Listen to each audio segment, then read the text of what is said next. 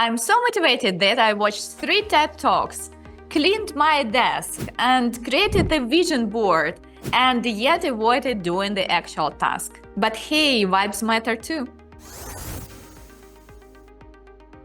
Hi everyone and welcome back to Psychology in Business. This is Victoria. I empower business leaders to transform mindsets and behaviors to achieve their goals. I'm a businesswoman with many years of experience on leadership positions. I'm a psychologist in business, executive MBA, corporate trainer, and today we are diving into the fundamental yet often misunderstood topic: motivation. And how can you as a leader benefit from motivation, leverage it for you and others to achieve results? Let's start with the basics. Motivation is the impulse that gives purpose or direction to behavior and operates in humans at a conscious or unconscious level. Think of it like fuel. No matter how powerful the engine is, if the tank is empty, there is no fuel there, you're not going anywhere. And there are different approaches to explain motivation and create types of motivation, describe them, and so on. But today I will share with you the most important fundamental understanding and types of motivation. It's negative motivation and positive motivation. Negative motivation is when we are driven to avoid something. Think fear of failure, avoid embarrassment, escape discomfort. For example, I work hard so I don't get fired. Or think about that student who is doing absolute bare minimum to just not be expelled from the university. That is negative motivation. Positive motivation is about moving toward a goal, achieving success, self-improvement, impact, growth. Like, I work hard so that I build a meaningful career. I bring value to people. I change the world for the better place. And now, meet a special guest in the studio, Pysarenko caudatum. You might also know it as Infusoria. It's a species of unicellular protist. This one-cell creature is a very good example of negative and positive motivation. At school, we made such an experiment, which I will now share with you. If you put Pysarenko caudatum under the microscope and you put the drop of the onion next to it, this creature will run away from it. Well, run away is a very loud word. Will move from it, will avoid it, which means that this is a negative motivation to avoid something. If you put a drop of sugar, like liquid sugar, this one-cell creature will move towards it. So basically to eat it. It's a positive motivation to achieve something. So this one-cell creature can give us the best example of the negative and positive motivation to avoid something, move from problems, or to move towards a goal to achieve something. We are not one cell, we are trillions of cells, and therefore our behavior is way more complex. So positive motivation is about moving towards a goal, to achieve something, to get successful in this specific topic. It's about encouragement. It's about rewards, to improve, to grow, to become better. Negative motivation is to avoid punishment, is because of the fear of something which could potentially happen, is because of pressure, negative consequences. We want to avoid penalties. And of course, for each of us, this sugar, so positive motivation, and that onion is different, but still we are either more towards achieving something in life or avoiding something bad, What is important to understand? That positive motivation is very long term. And even if the trigger stops, that sugar drop disappears, the motivation remains. Versus when the negative trigger stops in negative motivation, motivation disappears immediately. So positive motivation reinforces long-term performance versus negative motivation leads to a short-term compliance. Positive motivation builds moral, self-worth, good self-esteem. Negative can lead to frustration and burnout. because you're constantly on the I have to avoid, otherwise this or that happened, like constant stress. And we can use positive motivation for the growth, long-term success, innovations, and we can use negative motivation for the urgent corrections and short-term goals. It is the most important moment of the whole today episode. Motivation is context dependent. We have very different contexts in our life. For example, hobbies and traveling and social media and many, many more. And in those contexts, we can have different motivations. Let me give you an example.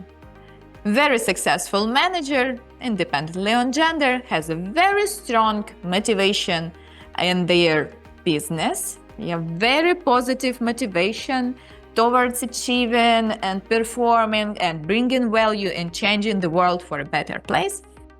Yet, at the same time, this person has super negative motivation about their health. So unless it is super huge pain and he or she should go to a doctor or maybe even make a surgery, they will not do anything about their health because why? I'm quite healthy, you know? So the same person in different contexts will have very different motivation. And it is important to understand and acknowledge that nothing motivates us better than pain. But we remember that pain and negative motivation is a very short-term motivation. It's very trigger-based. As soon as trigger is removed, person with negative motivation in that specific context loses the whole motivation to do something. And if you want to understand yourself and others better, now we are going to learn how to identify your own motivation in any of contexts. The precondition for this exercise would be to create the list of contexts of your life. For example, health, beauty, business, money, because it could be not only from business, relationship, friends, social media, anything, all hobbies, traveling, everything you want to put. Now, when the precondition is done, you take each this context one by one and ask yourself the next following questions. In this specific context, which I now take, do I act to achieve something or to avoid pain? What situations make me feel energized? Is it when now I get even closer to that, now I will do even more because the vision which I had now becomes true and I will do this and that? Or you are motivated of, oh my God, if I don't do it now, everything will be ruined and my life will be horrible, painful, and so on, and therefore I will be doing something and acting. So what situations motivate you, positive or negative? What goals do I return to even when it's hard? Look at your behavior patterns. If you procrastinate until deadline, the negative motivation may dominate. If you are driven by the curiosity, purpose, vision, then the positive motivation might prevail in that specific context. Also pay attention to your internal dialogue. Do you say, I must do it, or I want to, must, or I want to. So when you understood the motivation of yourself, it's time to learn motivation of others. As a manager, understanding of someone else's motivation can help you support them better and influence them effectively in a positive way. Here is what to look for. Do they talk about avoiding risks or chasing dreams? Energy level, are they reactive or proactive?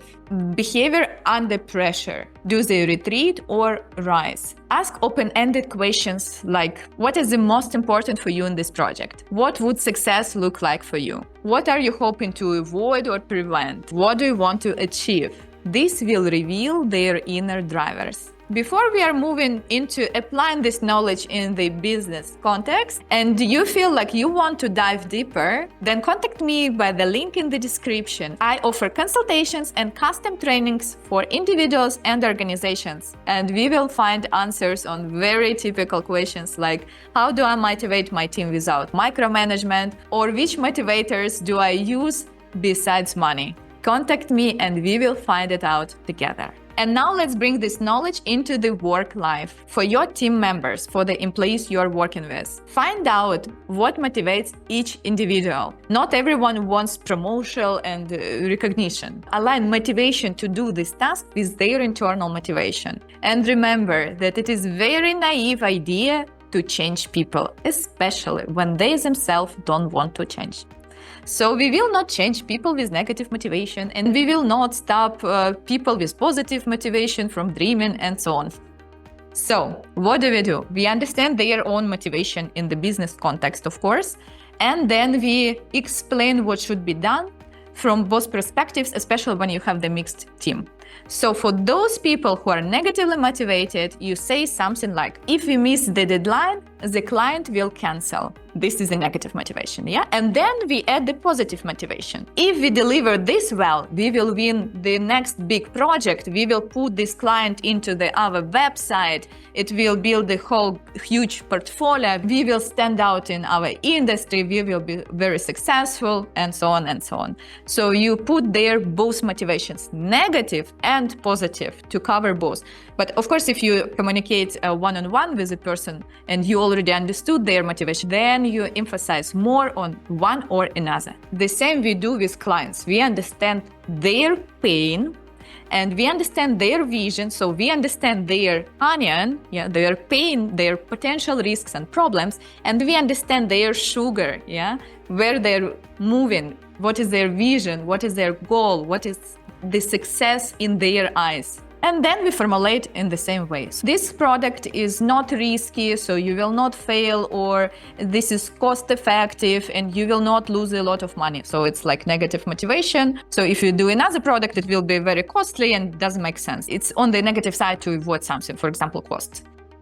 And on the positive side, if you make this product, you will stand out in your industry from your competitors and so on. So customers will come to you to buy from you. You will be the best. And for yourself, reconnect with your personal why, because why is way bigger and more important than how. Understand what is your onion and negative motivation, and if there is too much of negative motivation in those contexts, add more positive motivation, positive vision, what exactly you can reach if you do this and that. And if you have enough positive motivation and you want to achieve and you work hard, and yet still you're not there and you're losing that motivation, you have to remember that success you want to achieve, that drop of sugar, could be a bit further, not as close as we want it to be. And we just have to continue moving towards our goal. Don't give up, revise your vision, what exactly you want to build, and just move further. And also we have to remember that fixing something, for example, our health, is way more expensive in all possible meanings, also in energy and time and money, all the resources, more expensive than to prevent those problems. So it's better to have healthy lifestyle and so on and so on. In different contexts, it will be different. Positive motivation in health is kind of more effective.